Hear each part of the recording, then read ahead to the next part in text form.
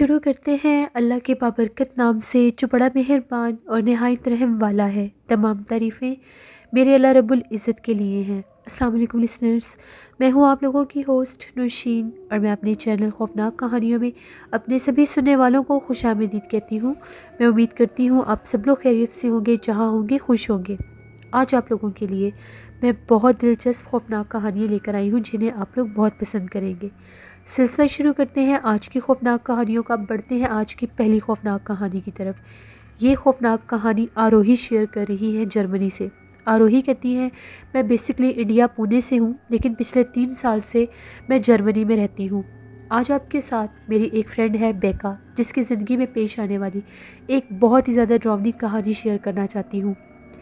मेरी फ्रेंड जो बेका है वो मेरी बेस्ट फ्रेंड भी है और मेरी कॉलेज फेलो भी है। तो एक दफ़ा हॉलीडेज़ पर बेका अपने बॉयफ्रेंड स्टीवन के साथ लॉस एंजलिस गई। वहाँ पर उन लोगों ने स्टे करना था एक होटल में। वो होटल जो है लॉस एंजलिस का फेमस हॉन्टेड होटल है सीसाइल।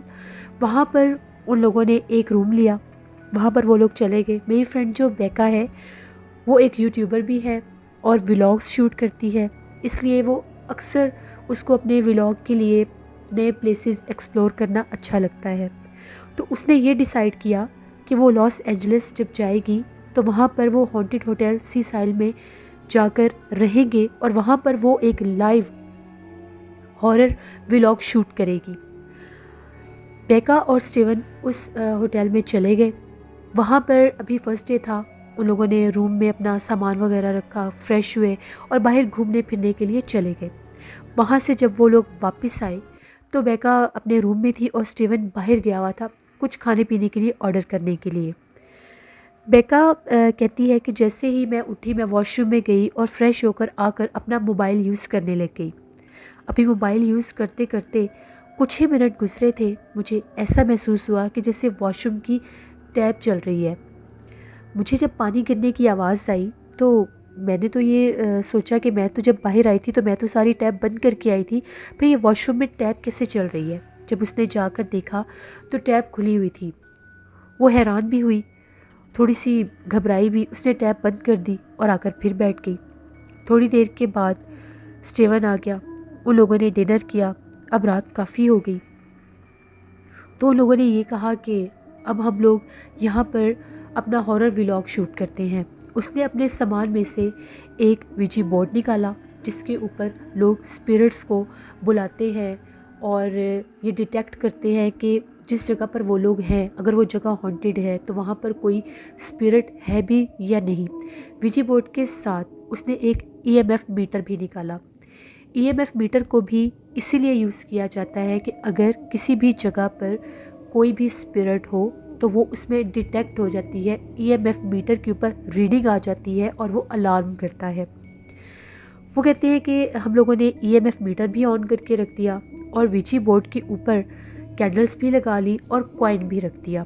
विजी बोर्ड यूज़ करने का ये तरीक़ाकार होता है कि पूरे रूम में अंधेरा कर लिया जाता है।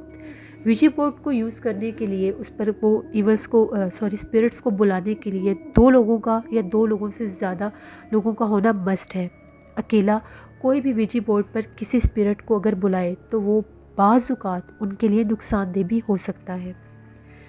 बेका और स्टीवन ने सारे रूम की लाइट्स ऑफ की, ईएमएफ मीटर को भी ऑन किया, विजी बोर्ड के ऊपर कॉइन भी रखा, उसके ऊपर दोनों ने अपनी फिंगर्स भी पॉइंट की और आंखें बंद करके उन्होंने क्वेश्चन पूछना शुरू कर दिया कि हम लोगों के अलावा यहाँ पर क्या कोई स्पिरिट है। पहले तो उन लोगों को कोई भी रिस्पॉन्स नहीं आया। वहाँ पर वो जो विजी बोर्ड होता है उसके ऊपर लेटर्स, नंबर्स और जो क्वेश्चंस हम लोग पूछते हैं उनसे रिलेटेड येस और नो भी लिखा होता है। उन लोगों ने दोबारा से अपना क्वेश्चन रिपीट किया तो वो जो कॉइन था वो येस की तरफ मूव हुआ, यानी उसने पॉइंट किया येस की तरफ कि वहाँ पर उनके अलावा कोई स्पिरिट मौजूद है। बेका ने स्टीवन से पूछा, क्या तुमने इस कॉइन को पुश किया है येस की तरफ? जिस पर स्टीवन का ये कहना था, नहीं, मैंने इस पर कोई भी फोर्स अप्लाई नहीं की। तब फिर बेका ने पूछा कि अगर यहाँ पर कोई स्पिरिट है तो ईएमएफ मीटर पर जो ग्रीन लाइट है इसको ऑन कर दो और अपने होने का एहसास दिलाओ। बेका बहुत ज़्यादा एक्साइटेड भी थी कि आज वो एक हॉन्टेड व्लॉग शूट कर रही है जिसमें उसने एक स्पिरिट को भी डिटेक्ट कर लिया है। जैसे उसने ये क्वेश्चन दोबारा से कहा तो ईएमएफ मीटर की सारी लाइट्स ऑन होने लग गई और एक अजीबोगरीब तरह से वो अलार्म करने लगा। फिर बेका ने दोबारा से क्वेश्चन पूछा कि क्या तुम एक ह्यूमन स्पिरिट हो या एवल स्पिरिट हो। जैसे ही बेका ने ये क्वेश्चन पूछा तो जो क्वाइन था वो इवल स्पिरिट की तरफ गया। वो लोग थोड़ा सा घबरा गए। फिर बेका ने उससे ये पूछा कि तुम्हारा नाम क्या है। तो वहाँ पर जो लेटर्स बने हुए थे वो लेटर्स 4 दफ़ा क्वाइन इस तरह से उसने पॉइंट आउट किया। पहले ZO फिर ZO, यानी उस स्पिरिट का नेम था जोजो। इन लोगों ने जब ये सब देखा तो एकदम से वहाँ पर कुछ अजीबोगरीब सा ही होने लग गया। ये लोग कोई क्वेश्चन नहीं भी पूछ रहे थे तो इनके जो हैंड्स थे, जो इनकी फिंगर्स थी, वो क्वाइन अजीबोगरीब तरह से पूरे वीजी बोर्ड के ऊपर घूमने लग गया बहुत ज़ोर ज़ोर से। ये लोग बहुत ज़्यादा डर गए और इन लोगों ने फ़ौरन से अपने हाथ वीजी बोर्ड से हटा लिए और ये घबरा गए। फ़ौरन से स्टीवन ने उठकर रूम की लाइट्स ऑन कर दी। अब बेका भी बहुत ज़्यादा डरी हुई थी और स्टीवन भी बहुत ज़्यादा डरा हुआ था। इन लोगों ने जल्दी से वीजी बोर्ड और ईएमएफ को फ़ौरन से तोड़ा और वहाँ ट्रैश बिन में उनको फेंक दिया। अभी इन लोगों का स्टे लॉस एंजलिस में था, लेकिन ये लोग इस हैपनिंग के बाद बहुत ज़्यादा डर गए और वहाँ से वापस आ गए। जब ये लोग जर्मनी वापस आ गए तो जिस रात ये लोग अपने घर में थे, स्टीवन और बेका, ये लोग कहते हैं कि रात का जब टाइम हुआ तो हम लोगों को ऐसा महसूस होने लग गया कि जैसे हम लोगों के घर में कोई आया है, यानी किसी के होने का एहसास होने लग गया। रात का टाइम था, बाहर से ऐसा लग रहा था कि जैसे कोई चल फिर रहा है। हमें किसी की मौजूदगी का एहसास हुआ तो स्टीवन जल्दी से उठा और बाहर जाकर देखने लगा कि बाहर कौन है। उन लोगों को बाकायदा एक चीख सुनाई दी थी और वो चीख बहुत ज़्यादा लाउड थी।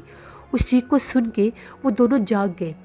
वहाँ पर उन लोगों को डर लगने लग गया कि घर में कौन है, हम लोगों को जाकर देखना चाहिए, कहीं कोई बिल्ली वगैरह या कोई इस तरह से ना हो। जैसे स्टीवन कमरे में से बाहर गया, वो बाहर जाकर पूरे घर को देखने लगा तो उसे कोई भी नज़र नहीं आया। बेका रूम में अकेली थी तो बेका क्या देखती है, कुछ ही मिनट्स के बाद दीवार में से एक काले रंग की परछाई बाहर निकली। वो काले रंग की जो परछाई थी वो अजीबोगरीब तरह से रेंगती रेंगती पूरी दीवार और फिर सीलिंग के ऊपर आ गई और उसने गर्दन घुमाकर बेका की तरफ देखा। उसकी आंखें बहुत सुर्ख थीं और वो बेका को घूर घूर कर देख रही थी। बेका बहुत ज़्यादा डर गई कि ये सब क्या है। अभी बेका इससे पहले कि वो चीखती और स्टीवन को बुलाती, वो जो उसने परछाई देखी थी उसने बेका के ऊपर हमला किया और उसके हाथ के ऊपर अपने नेल्स मारे। बेका बहुत ज़्यादा ऊंची आवाज़ में चीखी और वो परछाई गायब हो गई। स्टीवन जैसे ही कमरे में आया तो बेका रो रही थी। बेका ने स्टीवन को बताया कि मेरे साथ ये हादसा हुआ है, मैंने वो परछाई देखी है, मुझे ऐसा लगता है कि शायद वो इवल स्पिरिट हमारे पीछे लग गई है। वो लोग बहुत ज़्यादा डर गए कि अब हम लोग क्या करें। जैसे कैसे करके लोगों ने रात गुजारी। उन लोगों ने एक प्रीस्ट को अपने घर में बुलाया और घर को ब्लेसिंग भी करवाया। कुछ दिन तो ठीक गुजरे, लेकिन उसके बाद उन लोगों के मामलात बहुत हद तक ख़राब हो गए।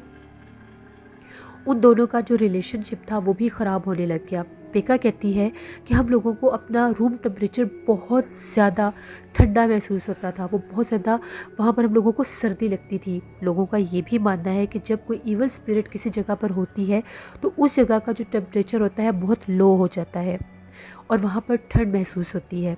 उसको, बेका को अपने रूम में ऐसा ही फील होता था। स्टीवन बात बात पर चिढ़ने लग गया। बेका भी गुस्सा होने लग गई, यहाँ तक कि वो दोनों सेपरेट हो गए। जब भी मैं और बेका साथ होते थे, हम स्टीवन को मिलते थे, तो मैं उसका जब बिहेवियर देखती थी तो मैं भी नोटिस करती थी और मैं अक्सर बेका से पूछती थी कि स्टीवन तो ऐसा इंसान नहीं है, ये तो बहुत अच्छा है और ये एकदम से ऐसा क्यों हो गया है। लेकिन वो किसी बात का जवाब नहीं देती थी। वो हर वक्त उलझी उलझी रहती थी, बहुत चुप चुप रहती थी। तो मैंने एक दफ़ा उससे पूछा कि तुम मुझे बताओ, आखिर तुम्हारे साथ क्या प्रॉब्लम है, तुम मेरी फ्रेंड हो, मेरे साथ शेयर कर सकती हो। तो बेका ने अपनी सारी बात मेरे साथ शेयर की। मैंने से ये कहा कि एक रात मैं तुम्हारे घर गुजारूंगी, उसके बाद ही पता चलेगा मुझे कि तुम्हारा घर हॉन्टेड है या नहीं, वहाँ पर आखिर ऐसा कुछ है या नहीं। तो बेका ने कहा ठीक है। मैं उस रात बेका के साथ उसके घर चली गई। हम लोग बेका के बेडरूम में सो रहे थे। बेका पूरी तरह से सो चुकी थी। मैं अभी कुछ सो रही थी और कुछ जाग रही थी। एकदम से मुझे ऐसा महसूस हुआ कि मेरा पूरा वजूद जो है, मेरी पूरी बॉडी के ऊपर बहुत जैसे कोई हैवी वेट है, कोई इसको दबाने की कोशिश कर रहा है। मैं थोड़ी सी घबरा गई और मैंने आंखें खोली तो मैं क्या देखती हूँ, एक काले रंग की परछाई थी। उसकी सुर्ख आंखें थी। वो मेरे ऊपर बाकायदा बैठ गई और उसने मेरा गला पकड़ लिया। मैं चिल्लाना चाह रही थी, चीखना चाह रही थी, लेकिन मेरे से बोला नहीं जा रहा था। मैं बहुत घबरा गई। मैंने दिल ही दिल में प्रे करना शुरू कर दी। जैसे ही मैंने प्रे करना शुरू की, वो जो परछाई थी मेरे से अलग हो गई। मैं डर गई। मैंने बेका को जगाया और उसको ये कहा कि तुम्हारे घर में कोई इवल स्पिरिट है, उसने अभी मेरे ऊपर हमला किया है और वो मेरा गला दबाने की कोशिश कर रही थी। जब सुबह हुई तो मैंने पुनः अपने एक गुरुजी को फ़ोन किया और उन्हें सारी बात बताई। गुरुजी ने मुझे बताया कि इस इवल स्पिरिट से छुटकारा हासिल करने के लिए तुम लोगों को कोई काम करना होगा। उन्होंने मुझे बाकायदा एक मेथड बताया जिसमें गंगा जल लेना था और उसके साथ उन्होंने अकॉर्डिंग टू हिंदू रिलीजन उनको कुछ पढ़ने के लिए बताया। तो आरोही कहती है, हमने बेका के घर के चारों जो कोने थे उनमें वो गंगा जल फेंक कर जो कुछ उनके गुरुजी ने बताया था वो पढ़कर वहाँ पर जब सारा वो शुरू किया अमल, तो उस घर में बहुत भयानक चीखें गूंजने लग गईं। वो आवाज़ें ऐसी थी जैसे कोई बहुत ज़्यादा तकलीफ़ में चीख और चिल्ला रहा है। थोड़ी देर वो चीखें पूरे घर में गूंजी और उसके बाद बिल्कुल सन्नाटा हो गया। ऐसा लग रहा था कि जैसे कोई बोझ बिल्कुल कम हो गया है, जैसे वहाँ का जो माहौल है वो एकदम से चेंज हो गया है। हमने दोबारा गुरुजी को फ़ोन किया, उन्हें सारी बात बताई तो उनका यही कहना था वो इवल स्पिरिट अब यहाँ से जा चुकी है। दरअसल जिस इवल स्पिरिट को बेका ने और स्टीवन ने विजी बोर्ड के थ्रू वहाँ पर बुलाया था और उनसे उन लोगों ने कम्युनिकेशन की थी, वो इवल स्पिरिट बेका से अटैच हो गई थी और बेका के साथ वो वहाँ लॉस एंजलिस से जर्मनी उसके घर तक आ गई थी। जैसे ही ये सब हुआ वो इवल स्पिरिट उसके घर से चली गई और बेका ने ये कहा कि अब मुझे अपने घर में ऐसा वैसा कुछ भी फील नहीं होता। वो फिर बहुत खुश हो गई और उसने मुझे बहुत थैंक्स कहा। ये मेरी फ्रेंड की एक स्टोरी थी जो मैंने आपके साथ शेयर की। बहुत शुक्रिया आरोही आपका। बढ़ते हैं एक और ख़ौफनाक कहानी की तरफ। ये ख़ौफनाक कहानी फ़रहान असर शेयर करे हैं यूएई से। फ़रहान कहते हैं, आज आपके साथ मैं अमेरिका के एक टाउन मैरथन की एक स्टोरी शेयर करना चाहता हूँ। अमेरिका का जो टाउन मैरथन है वहाँ पर एक लड़की रहती थी।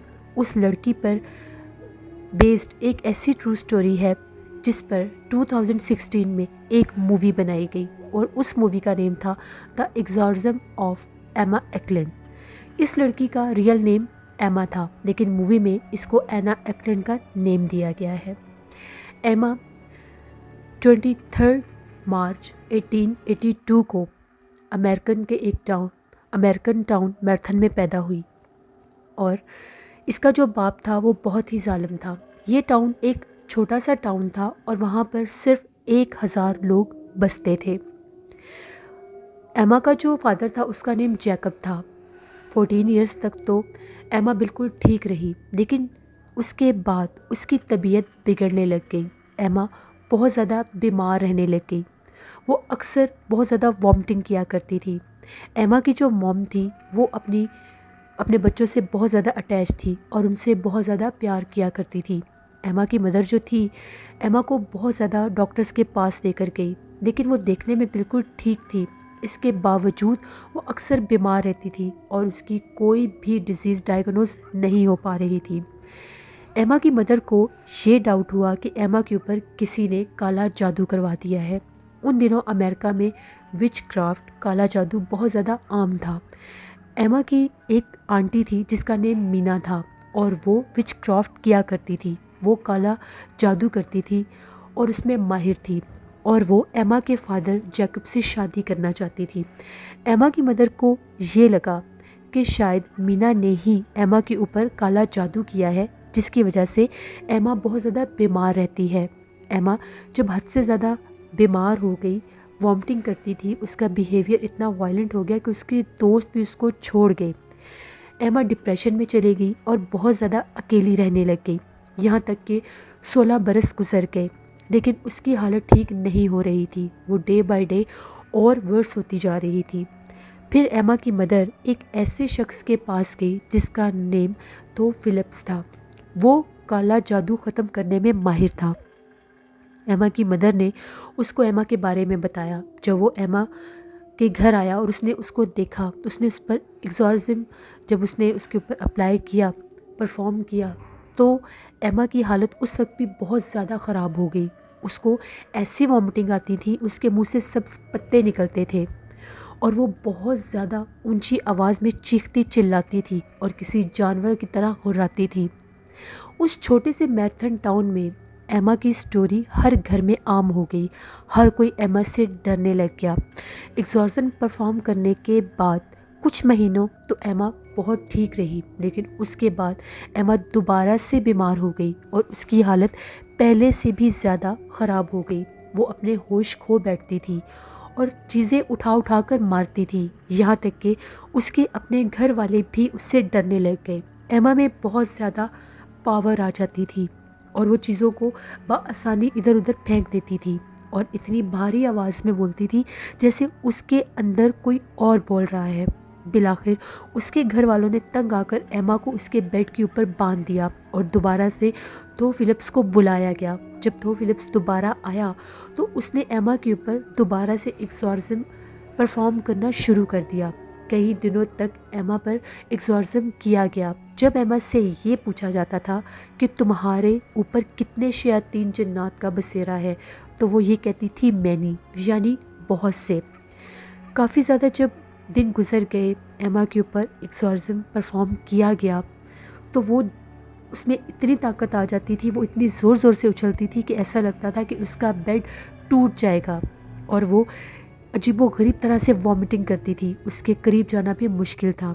बिल आखिर काफ़ी दिन एक्सॉर्सिज्म होने के बाद एक रात एमा अपने बेड पर लेटी हुई थी। वो बहुत कमज़ोर थी, तो उसने ये कहा कि वो चले गए हैं।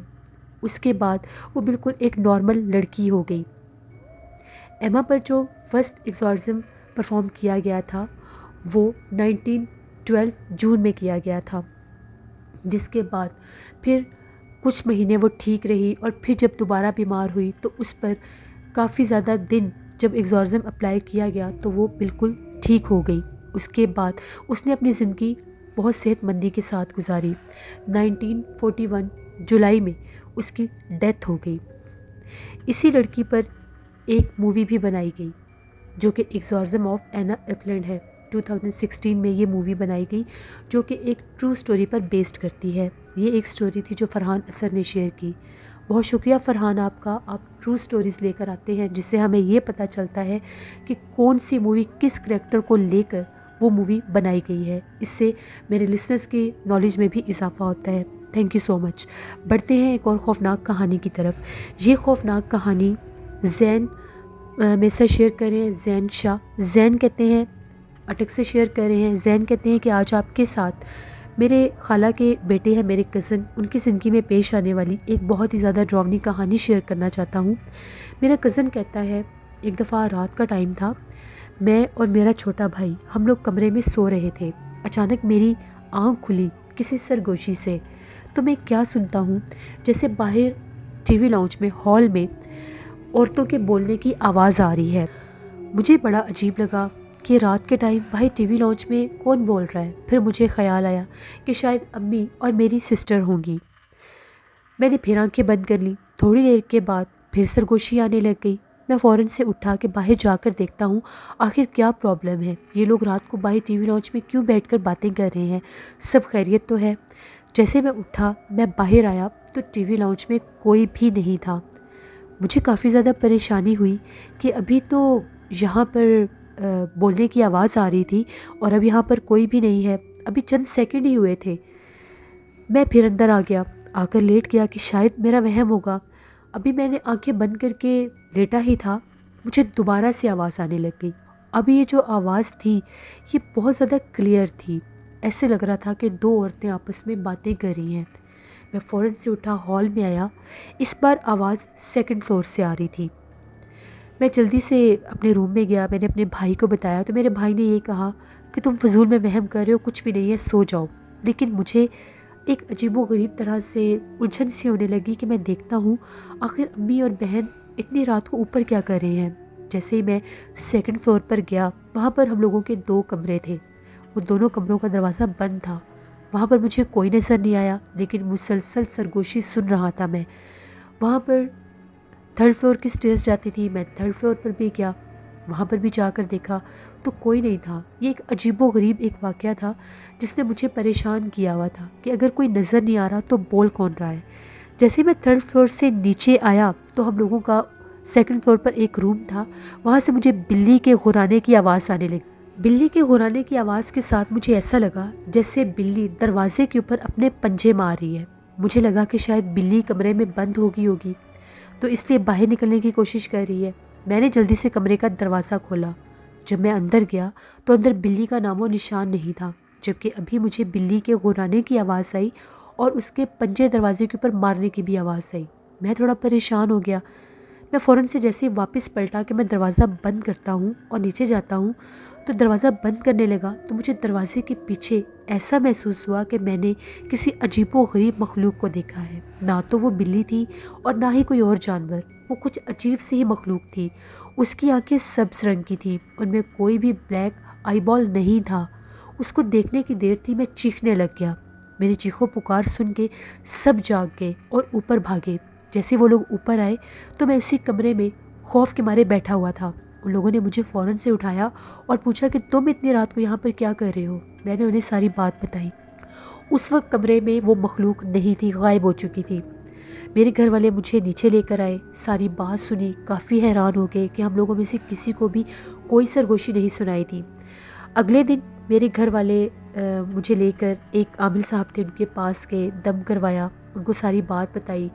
वो जो आमिल साहब थे हमारे घर आए। उन्होंने जब सेकंड फ्लोर का विज़िट किया, थर्ड फ्लोर का विज़िट किया, उस कमरे का विज़िट किया, उनका ये कहना था कि आप लोग मगरिब के टाइम अपने सेकंड फ्लोर का दरवाज़ा खुला रखते हैं और मगरिब के बाद जैसे कि जिन्नात आज़ाद होते हैं और आसमान से नीचे उतारे जाते हैं, तो वो फिर ठिकाना ढूंढते हैं जिन घरों के खिड़कियां दरवाजे खुले होते हैं और वहाँ पर कोई रहता नहीं है, वहाँ पर जिन्नात अपना बसेरा कर लेते हैं। ये जिन्नात यहाँ पर आए हैं, यहाँ से गुजरे हैं और उन्होंने अपना आप ज़ाहिर किया है। जैसे कि आप लोग सेकंड फ्लोर पर आबाद नहीं हैं, बस कभी कभार जाते हैं तो वो वहाँ पर अपना बसेरा करना चाहते हैं। आप लोग जब भी ऊपर जाते हैं तो कमरे का, अपने सेकंड फ्लोर का जो मेन डोर है उसको बंद कर दिया करें। तब मेरी खाला ने ये कहा कि हाँ, बच्चे अक्सर असर के टाइम ऊपर जाते हैं, लेकिन जब नीचे आते हैं तो दरवाज़ा बंद नहीं करते। यही वो वजह थी कि वहाँ पर उन जिन्नात ने अपना बसेरा करना चाहा। उन आमिर साहब का ये कहना था कि अगर आप लोगों ने इस चीज़ में ज़रा सी भी कोताही की तो वो जिन्नात यहाँ पर बाकायदा अपना मस्कन कर लेंगे और आप लोगों का रहना मुश्किल हो जाएगा। फिर उन्होंने मेरे कज़न को कुछ तावीज़ दिए। कुछ दिन उसने वो तावीज़ पिए, तब जाकर उसकी कुछ हालत ठीक हुई। उसके बाद वो इंग्लैंड चला गया और अब उसकी शादी भी हो चुकी है। अब वो अपनी ज़िंदगी में बिल्कुल खुश है। लेकिन वो ये कहता है कि जब मुझे वो रात याद आती है तो मेरे रोंगटे खड़े हो जाते हैं। ये एक स्टोरी थी जो जैन शाह ने शेयर की। बहुत शुक्रिया जैन आपका।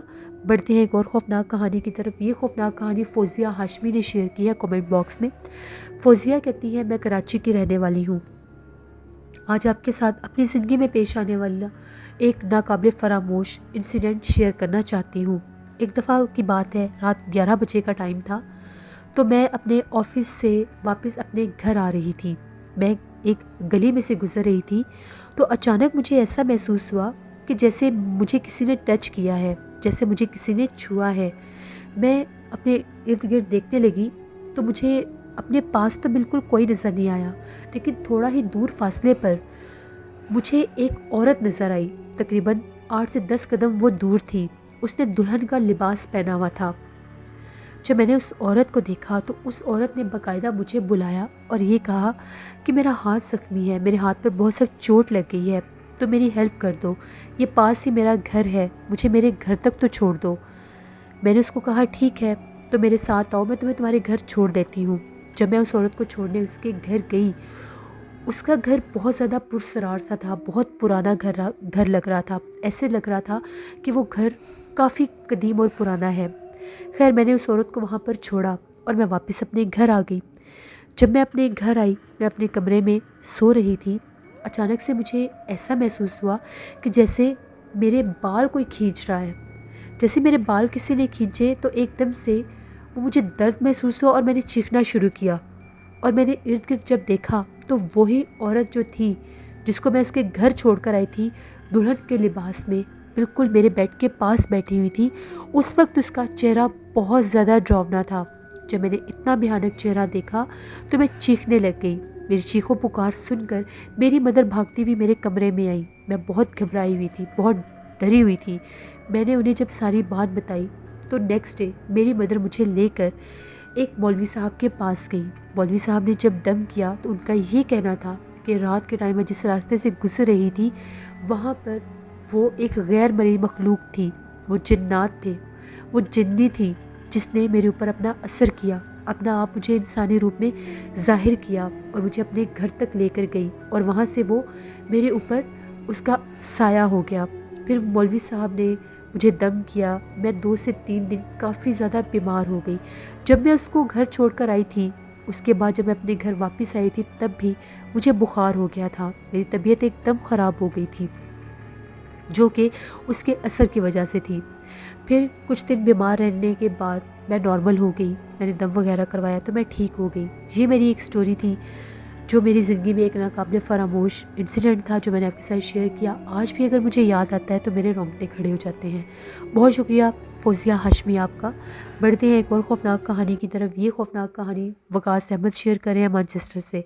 वकास कहते हैं कि आज आपके साथ यूके के एक लड़के की कहानी शेयर करना चाहता हूँ, जो कि एक स्टूडेंट था।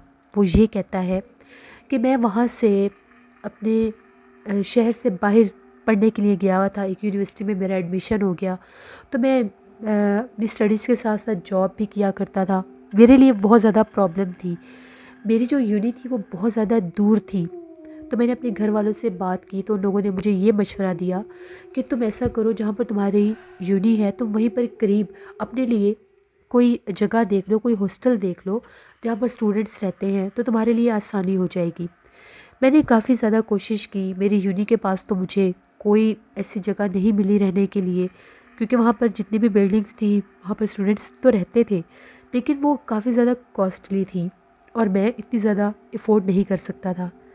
बिल आखिर काफ़ी ज़्यादा कोशिश के बाद मुझे एक जगह पर एक अपार्टमेंट का पता चला। जब मैं वहाँ पर गया तो मुझे पता चला कि वो जो घर था वो एक औरत का था और उसकी एज 50+ होगी। वो वहाँ पर अकेली रहती थी। उसने मुझे ये कहा कि मेरे अपार्टमेंट में 2nd फ्लोर पर एक रूम खाली है, तुम चाहो तो वहाँ पर रह सकते हो।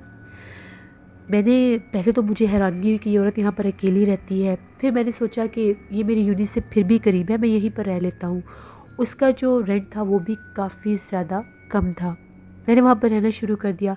स्टार्टिंग में तो मेरी फिर भी उस खातून से मुलाकात हो जाती थी, लेकिन जब मैंने जॉब स्टार्ट की, साथ यूनी थी, तो फिर हफ्ते में 1-2 बार मेरी उनसे मुलाकात होती थी। एक रात की बात है, मैं अपने कमरे में सो रहा था तो मुझे उस खातून के पोर्शन से अजीबोगरीब कहके सुनाई देने लगे। वो बहुत डरावनी आवाज़ें थीं। मैं बहुत ज़्यादा डर गया कि ये औरत कैसे हंस रही है। वो आवाज़ें बहुत भयानक थीं। मैं अपने कमरे से बाहर निकला। मैंने नीचे झांक कर देखा, वहाँ पर बहुत ज़्यादा अंधेरा था और हंसी की आवाज़ें गूंज रही थीं। मैं डर गया। मैं फ़ौरन से कमरे में आया, मैंने दरवाज़ा बंद कर लिया। अभी मैं सोया नहीं था कि थोड़ी देर के बाद मुझे ऐसा महसूस हुआ कि जैसे मेरे कमरे के बाहर कोई चल फिर रहा है। मैंने आवाज़ देकर पूछना चाहा, बाहर से कोई जवाब नहीं आया। वो रात तो जैसे कैसे गुजर गई। अगले दिन भी मेरी उस खातून से कोई मुलाकात नहीं हुई। शायद वो उस वक्त अपने अपार्टमेंट में नहीं थी। मैं फिर अपनी जॉब पर चला गया, यूनी चला गया, वहाँ से वापस आया। आज रात की बात थी। दोबारा से मुझे वही भयानक कहका सुनाई दिया और खौफ के मारे मेरी आँख खुल गई। अभी मैं उसी खौफ में था कि मेरे कमरे के दरवाजे के ऊपर बिल्कुल आहिस्ता सी नॉकिंग स्टार्ट हो गई। वो बहुत ज़्यादा स्लो वॉइस में नॉकिंग थी। मैंने पूछा कि बाहर कौन है। इस बार वो भयानक हंसी की आवाज़ मेरे कमरे से बाहर आ रही थी। मैं हद से ज़्यादा डर गया। रात का टाइम था, मैं कहीं जा भी नहीं सकता था और वो जो कमरा था उसका अंदर से कोई लॉक भी नहीं था। मैं जल्दी से उठा और मैंने एक बेंच उस दरवाजे के ऊपर कर दिया, बिल्कुल उसके साथ लगा दिया कि दरवाज़ा खुले ना। बाहर से बहुत डरावनी आवाज़ें आ रही थी और वो बार बार ये कह रही थी कि मैं तुम्हें जान से मार दूंगी।